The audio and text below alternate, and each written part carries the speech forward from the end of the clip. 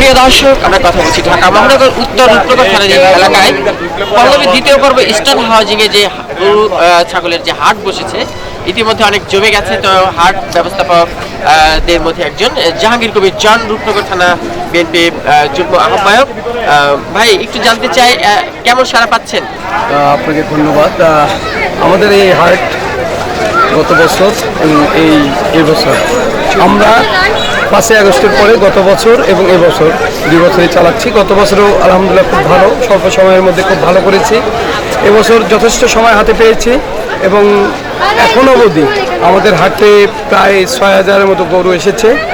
আমাদের এখানে সবচেয়ে বড় প্লাস পয়েন্ট হচ্ছে আমাদের এখানে অনেক খোলামেলা জায়গা, ব্যাপারীরা অনেক স্বাচ্ছন্দ্য বোধ করে এবং আমাদের এখানে নিরাপত্তাটা অনেক বেশি।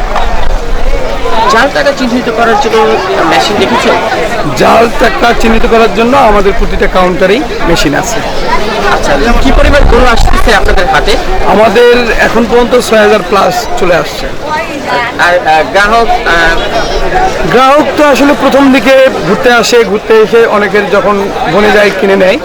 বাট গত শুক্রবার থেকে গত শুক্র এবং আজকে শনি আলহামদুলিল্লাহ যথেষ্ট যারা আসতেছে দেখে শুনে কিনতেছে। ধন্যবাদ। আমরা আপনাদেরকে হাটে নিয়ে যাচ্ছি, থাকবেন আমাদের সাথে, পুরো হাট চিনে।